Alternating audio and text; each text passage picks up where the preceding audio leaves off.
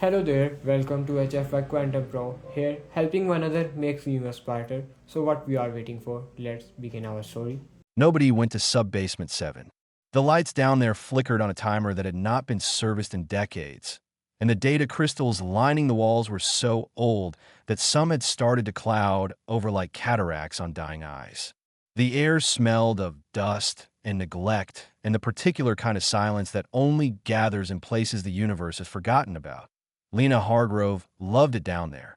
She sat cross-legged on the cold floor with a portable audio player balanced on her knee, her notebook open beside her, and a half-eaten protein bar she had forgotten about 2 hours ago. The recording playing through her earpiece was broken and scratchy, full of gaps where the data had corroded away. But what remained made her hold her breath every time she heard IT was singing, or something close to singing. A voice that rose and fell in tones so layered and rich that they seemed to carry more than just sound. They carried feeling, sadness and warmth braided together in a way that Lena had never encountered in any of the 600 languages she had studied. She had been on station Orinthal for 6 months now, assigned to the Galactic Cultural Preservation Institute as a junior cataloger. It was boring work.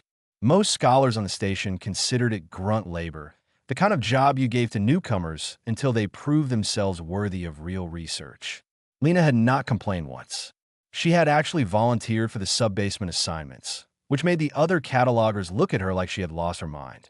The Institute was the largest repository of cultural knowledge in the known galaxy. Over 90,000 languages were stored in its archives, recorded and classified across 5 categories: thriving, declining, endangered, dormant, dead. That last category was the biggest. Nearly 40,000 languages sat in that graveyard, locked behind labels that said the same thing in polite academic terms. Gone. Finished. Do not resuscitate. The recording Lena kept replaying belonged to one of those dead languages. It was called Vathi, and it had once been spoken by the Falcon, a reptilian species whose homeworld had been devastated by a plague 300 years ago. The survivors had scattered across the galaxy, and within a few generations, their language had slipped away like water through open fingers. 60 years ago, Administrator Orith, the station director himself, had signed the official declaration. Vathi was dead. Capital D. All active studies ceased. All funding stopped. The files were sealed and shelved and forgotten until Lena found them. The archive entry for Vathi was a mess. Audio files corrupted. Grammar records incomplete. Vocabulary lists with gaps so large you could fly a shuttle through them. Any reasonable person would have noted the damage, filed a report, and moved on. Lena was not a reasonable person when it came to languages.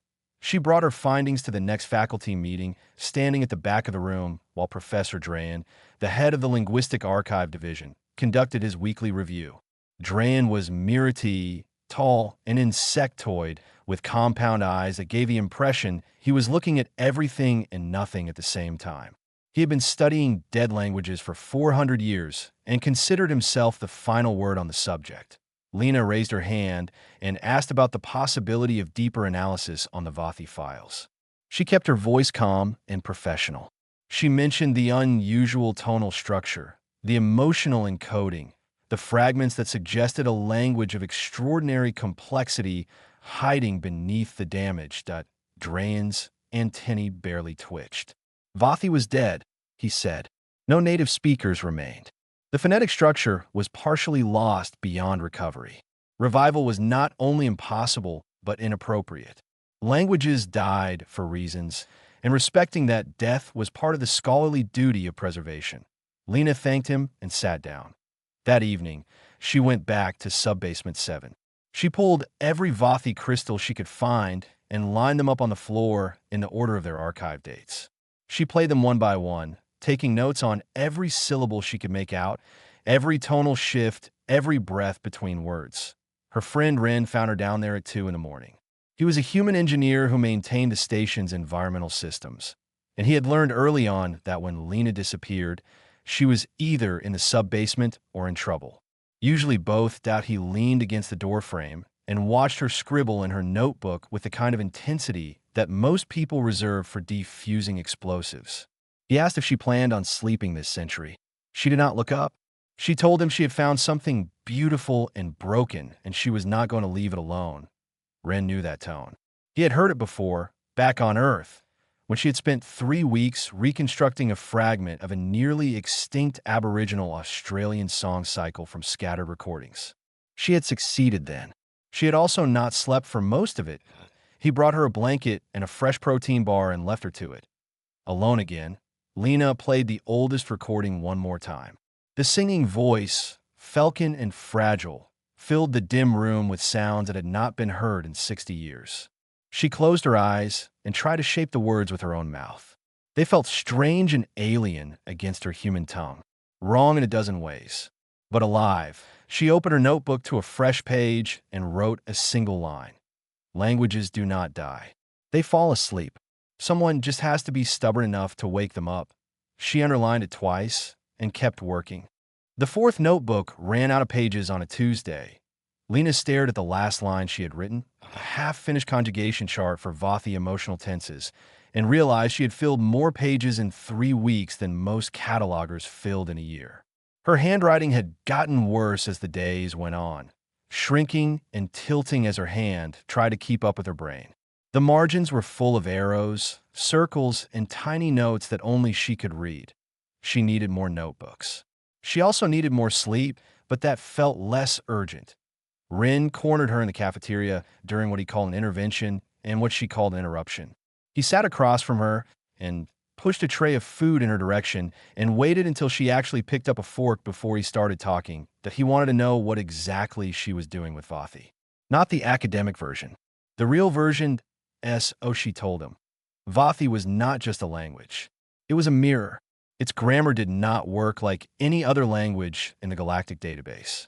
There were no simple past, present, and future tenses. Instead, Vathi expressed time through the pitch and duration of its vowels. A low, sustained tone meant something that happened long ago and still carried weight. A sharp, rising tone meant something happening now that would change everything. The language forced the speaker to encode emotion into every single sentence. You could not speak Vathi without feeling what you were saying.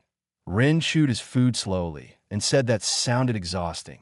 Lena said it sounded like the most honest language ever created. She had spent the last 3 weeks pulling Vathi apart and putting it back together. She cross-referenced every fragment she had found with 3 languages still spoken by species that had once been neighbors to the falcon on their home continent. She found borrowed words, shared roots, and phonetic cousins scattered across all 3. The connections were faint, but they were there like footprints left in sand that had been rained on but not washed away completely. This was not new science. Humans had done this before. On Earth, scholars had used the exact same method to revive Hebrew after it had been functionally dead for centuries. They had done it with Cornish, with Manx, with dozens of indigenous languages that colonial powers had tried to erase. Comparative linguistics, reconstruction, patient, and stubborn reassembly of what the world had declared lost. It was one of the things humans were quietly, stubbornly, unreasonably good at. Lena submitted a formal research proposal to Professor Dran. She requested that Vathi be reclassified from dead to dormant, which would reopen it for active study and unlock research funding. She included her comparative analysis, her reconstructed grammar fragments, and a detailed methodology drawn from Earth's history of language revival. Dran rejected it in 4 hours. His written response was 3 sentences long. A dead language has no constituency. Revival efforts are sentimental and scientifically unfounded. The proposal does not meet the standards of the division. Lena read the rejection in the sub-basement, sitting in her usual spot on the floor. She folded the message carefully and placed it inside her notebook. Then she opened a new page and kept working. She learned something else that week.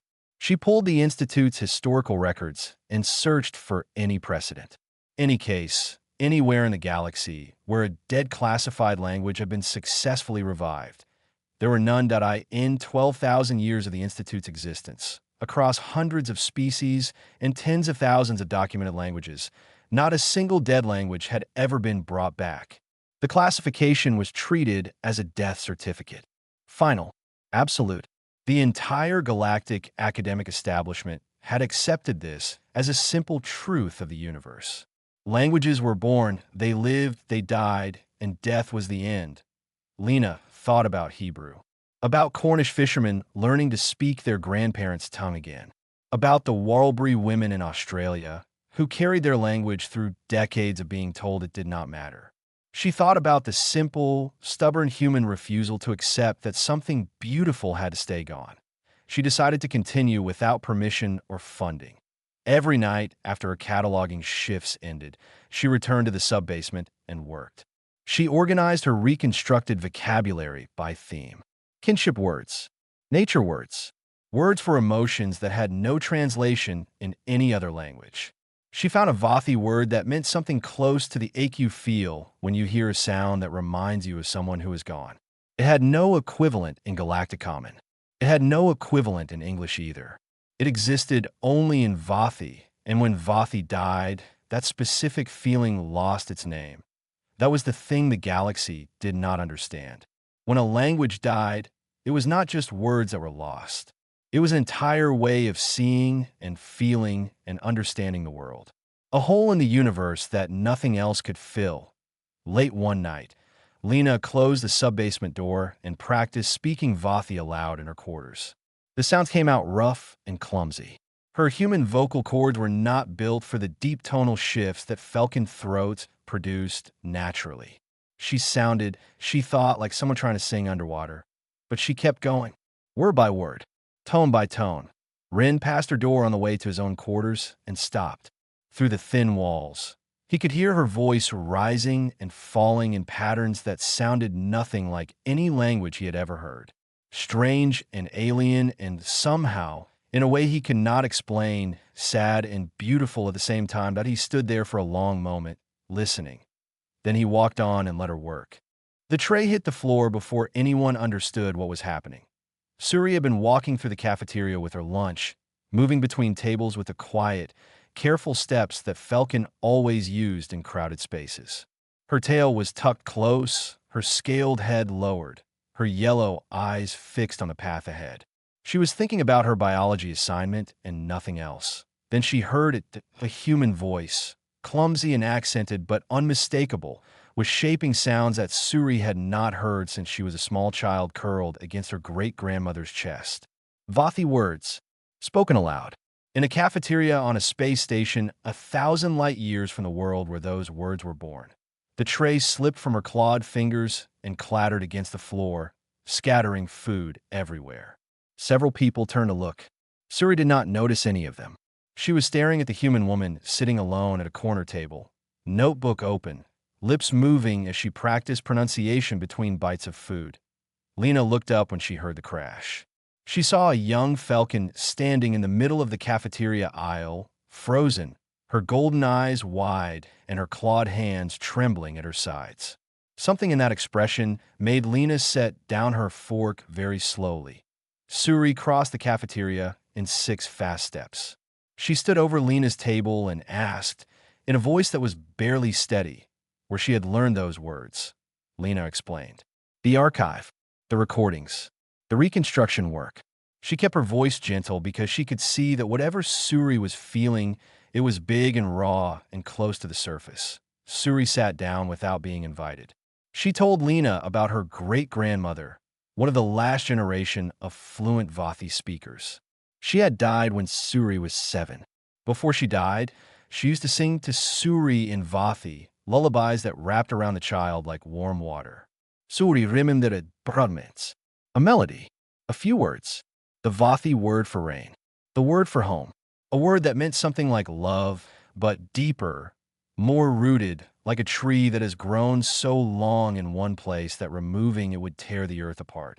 Her family had told her to let it go. Vathi was dead. Mourning it only made the loss worse. Better to speak Galactic Common and move forward. Better to forget. Suri had tried. She had tried for years. But sometimes, late at night, she hummed the lullaby to herself and pretended she could remember all the words. Lena asked her if she would sing it. Suri's whole body stiffened. She looked around the cafeteria, which was still half full of students and scholars from a dozen species. She shook her head. Not here. They went to the observation deck on the station's upper ring. It was late afternoon by station time, and the deck was nearly empty. Through the massive curved windows, the dim red star that Orinthal orbited cast a faint warm glow across the floor. It was as close to privacy as they were going to get. Suri stood by the window and looked out at the star for a long time. Then she closed her eyes and sang. Her voice was small and uncertain. The melody rose and dipped in the tonal patterns that Lena recognized from the archive recordings. But Suri stumbled over words, forgot entire lines, filled gaps with humming where the language had slipped out of her memory. Her voice cracked twice. She stopped once and pressed her clawed hand against her mouth and breathed for a moment before continuing that it was incomplete. It was imperfect. It was the most important recording Lena had ever made. She held her audio device steady and let the tears run down her face without wiping them away. She did not want to move. She did not want to make a single sound that might interrupt what was happening. When Suri finished, the observation deck was silent except for the faint hum of the station systems. Suri opened her eyes, and they were wet. That night, Lena sat in the sub-basement and played Suri's recording side by side with the oldest archive recording. The melody matched. The tonal structure matched. And in 3 places where the archive recording had been corrupted beyond recovery, Suri's voice filled in the gaps.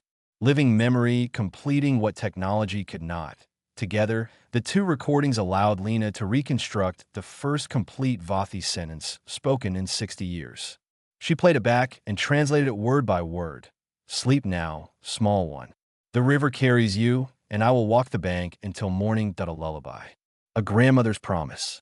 Preserved not in data crystals or academic archives, but in the memory of a child who had been told to forget and could not. Word spread. The station's Falcon community was small, about 40 individuals scattered across different departments. Most reacted with confusion or discomfort when they heard what Lena was doing. A few reacted with something quieter and harder to name. Professor Drayan called Lena to his office. He stood behind his desk with his forearms folded and his compound eyes unreadable. He did not raise his voice. He told her she was giving false hope to a grieving people. When her project failed, and it would fail, the damage would fall on her. Lena left his office and went straight to the observation deck, where Suri was waiting. Suri asked her the question that Lena had been expecting. Why do you care about our language? You are human. You have thousands of your own. Lena was quiet for a long time, watching the red star through the glass. Because on Earth, she said, we lost languages too. And every time we did, we lost a way of seeing the world that nothing else could replace. I'm not going to let that happen again if I can help it. Suri looked at her and said nothing, but she stayed. The storage room on Deck 14 had not been used for anything important in years. It held broken furniture, outdated equipment, and a faint smell of cleaning fluid that never quite went away.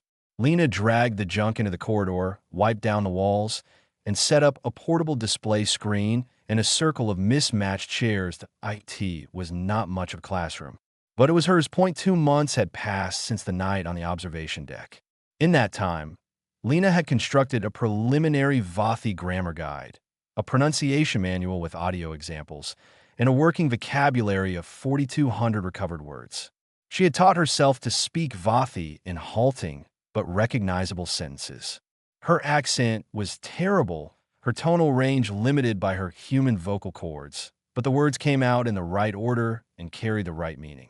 She was the first non-Falcon in history to speak the language at all. Suri came to the first session. She brought 2 friends who were also Falcon, both of whom spoke no Vathi and were not sure why they had come. By the second week, there were 5. By the third, 12. Word moved through the Falcon community on the station the way secrets always move, quietly, through back channels, carried by people who were not ready to say out loud what they were hoping for. The sessions were difficult in ways Lena had expected and ways she had not. The expected difficulty was technical. Vathi's tonal system was complex, and the learners had to train their ears to hear distinctions that Galactic had never asked them to notice. Some struggled with the emotional encoding, the requirement to feel what you were saying in order to say it correctly. Lena developed exercises adapted from Earth's language revival programs. Immersion drills, call and response, children's songs reconstructed from fragments. She made mistakes and corrected them in front of the group because she wanted them to see that getting it wrong was part of the process. The unexpected difficulty was emotional that in the fourth session, an elderly falcon named Dorith sat quietly in the back row with his arms crossed and his expression closed. He had come, he said, because his mate had insisted. He did not expect much. He had accepted long ago that Vathi was gone, and he had made peace with that. Lena was leading the group through basic kinship terms. She spoke the Vathi word for father. It came out slightly wrong, her pitch of fraction too high, but the shape of the word was clear. Dorith made a sound. It was small, almost inaudible, like something had cracked inside his chest. His hands dropped to his sides, and his yellow eyes went glassy and distant. The room went very quiet. He said that his mother had called his father by that word. He had not heard it in over 200 years. He did not know he still remembered it. But when Lena spoke it, something inside him answered, as if a door he had locked shut a long time ago had suddenly swung open, that he stayed for every session after that. Lena learned to keep tissues nearby. She also learned to give people space when they needed it and words when they needed those instead. The storage room on Deck 14 became something more than a classroom. It became a place where scattered people could sit together and reach back towards something they had been told was gone forever. Professor Drain appeared in the doorway during the sixth session. Lena saw him from the corner of her eye, but did not acknowledge him. She was guiding the group through basic greetings, correcting tonal shapes, encouraging attempts. Drain watched for several minutes with his compound eyes perfectly still. Then he turned and left without a word. Administrator Orith was less subtle. He summoned Lena to his office, a vast room that smelled of the mineral water the Galwin species needed to keep their skin moist. Orith was enormous, amphibian, and careful with his words in the way that politicians always are. He did not shut the sessions down. But he made his position clear. This was unofficial. There was no funding.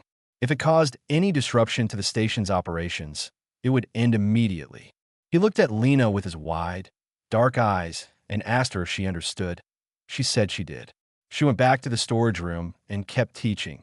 The real setback came in the 8th week. Lena had been working on the ceremonial register of Vathi, a formal version of a language used in rituals, governance, and sacred occasions. It was the heart of the culture, the part of the language that carried the deepest meaning. And it was almost completely gone. The archives held fragments so small they were barely more than single words. Without the ceremonial register, the revival would always be incomplete. A body without a heartbeat. She hit the wall hard. For 2 days, she sat in the sub-basement surrounded by crystals and notebooks and could not find a way forward. Rin brought her food that she forgot to eat. Suri sat with her in silence because sometimes silence was more useful than words. On the 3rd day, Suri told her about a rumor. On Dravan, the Falcon homeworld, deep in the jungle that had swallowed the old cities, there were ruins. Temple complexes built from stone that was harder than metal. And on those temple walls, according to stories passed down from Suri's great-grandmother, there were carvings. Inscriptions in ceremonial Vathi, carved so deep that 300 years of jungle growth had not been able to erase them. Nobody had visited those ruins in over a century. The jungle had reclaimed everything. Lena pulled up the star charts on her portable screen and started calculating travel time.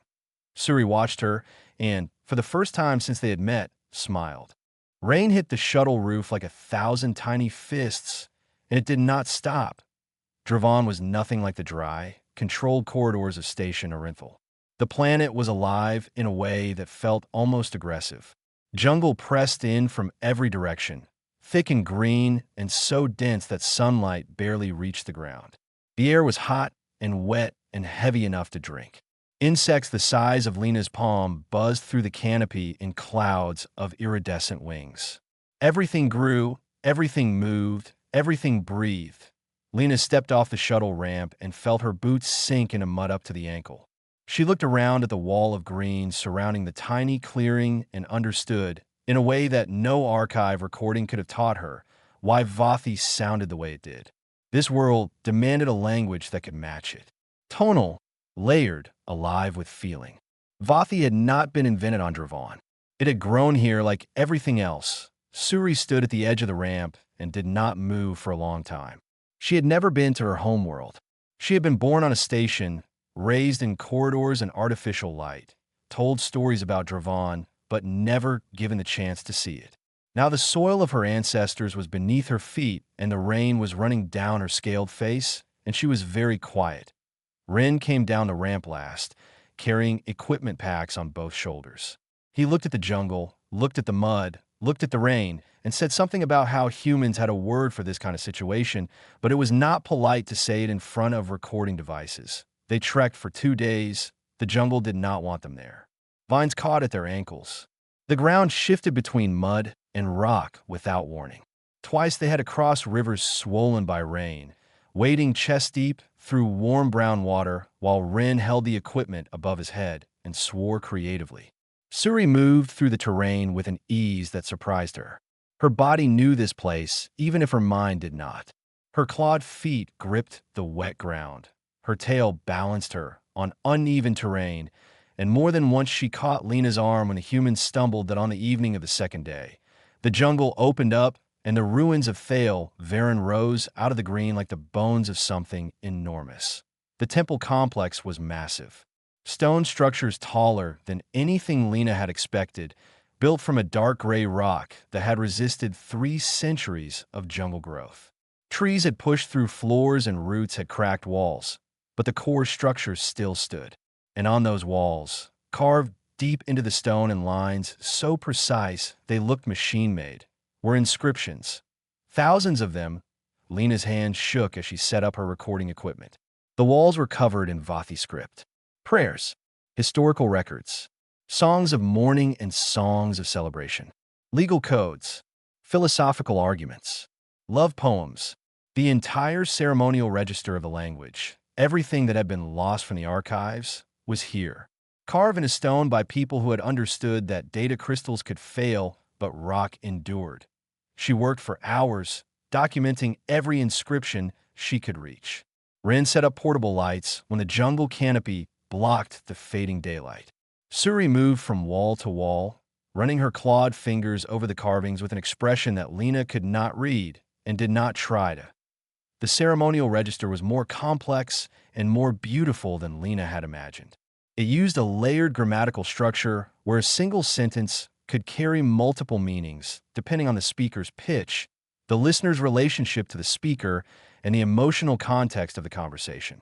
A father speaking to a child used different tonal shapes than a leader addressing a community, even when the words themselves were the same. The language encoded not just meaning, but relationship. Not just what was said, but who you were to each other when you said it. Deep inside the main temple, past a corridor choked with roots and fallen stone, they found something that made Lena sit down on the wet floor and press both hands against her face at a teaching wall. An entire chamber dedicated to a Vathi instructional text, carved by the old elders specifically to preserve the ceremonial language for future generations. Lessons arranged in order of difficulty. Pronunciation guides. Grammar explanations. Practice sentences with corrections noted in the margins, as if students had once sat in this very room and learned from these very walls. The elders had known. 300 years ago, when the plague was spreading and the cities were emptying, someone had looked at the future and understood what was coming. They could not stop the dying, but they could carve their language into stone so deep that nothing short of the planet's destruction could erase it. They had built this room for someone like Lena. They just had not known she would be human. Suri stood before the teaching wall and read an inscription aloud. Her pronunciation was slow, uncertain, guided by the carved symbols rather than memory. But the words came out whole, and they echoed in the stone chamber in a way that made the air feel different, heavier, older, full. Rin recorded everything. Lena let the tears come and did not try to stop them. They spent 3 more days in the ruins, documenting every wall, every carving, every fragment. When they boarded the shuttle to leave, Lena had enough material to complete the revival. conversational, ceremonial, poetic, instructional. The full living body of Vathi, sleeping in stone, waiting for someone stubborn enough to come and find it. As the shuttle docked at Orinthal, Lena looked through the viewport and saw a small crowd of Falcon standing in the landing bay. They did not cheer.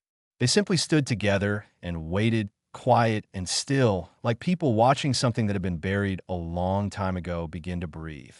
The auditorium had never been this full. Lena stood behind the podium and looked out at a sea of faces that represented more species than she could count. Insectoid, reptilian, amphibian, avian, crystalline, gelatinous, furred and scaled and feathered. They had come from every department on station Orinthal. Some had traveled from other stations entirely when word spread about what was happening today.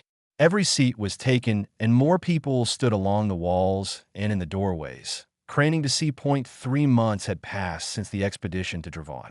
In that time, the storage room on Deck 14 had been replaced by a proper classroom with actual chairs that matched and a display screen that did not flicker. 31 Falcon attended daily Vathi lessons. Suri had become a teaching assistant, guiding new learners through the tonal exercises with a patience and steadiness that made Lena proud every time she saw it. The lullaby from the observation deck had become the unofficial anthem of the program, sung at the start of every session, growing stronger and more complete as more voices joined in. Now it was time to show the world what a dead language sounded like when it woke up. Lena's presentation was meticulous. She walked the audience through everything. The initial discovery in Sub-Basement 7, the comparative analysis with neighboring languages, the reconstruction methodology drawn from Earth's history of language revival, the fragments recovered from living memory, the expedition to Dravon, and the teaching walls carved by elders who had refused to let their language disappear without a fight. She played audio recordings, corrupted archive files from 60 years ago beside clear, confident recordings of Falcon learners speaking Vathi today. She showed the grammar she had reconstructed, the ceremonial register decoded from the temple stones, the vocabulary that had grown from fragments to a living, breathing system of over 9,000 words. The room was completely silent. Not the bored silence of academics enduring a presentation.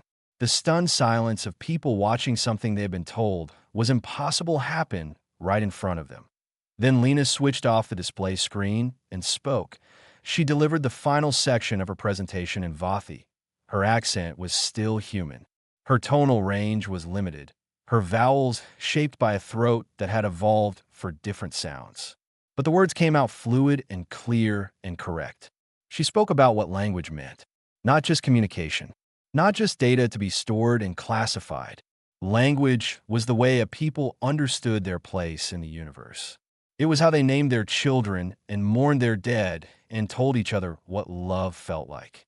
When a language died, it took all of that with it, and the hole it left could never be filled by anything else. She said all of this in Vathi, and the Falcon in the audience heard their ancestral tongue spoken by an alien who had learned it not because she was required to, not because she was paid to, but because she believed it mattered. Dorith, the old Falcon who had broken down at the sound of the word for father, sat in the third row with tears running freely down his scaled face. He was not the only one that when Lena finished speaking, the silence held for 3 long seconds. Then Professor Drain stood up. The auditorium went even quieter, which should not have been possible. Drain was the head of the Linguistic Archive Division, for 100 years old, the most respected voice in the field. He had rejected Lena's proposal. He had warned her that she would fail. Every person in the room knew this. Drain looked at Lena with his compound eyes and did not blink. Then he spoke that in 12,000 years. He said, "This institute has never reclassified a dead language. I oppose this work because I believed it cannot be done." He paused. I was wrong that he formally recommended that Vathi be reclassified from dead to a new category that had never existed before in the institute system. Reviving. A language that had been declared dead and was being brought back to life.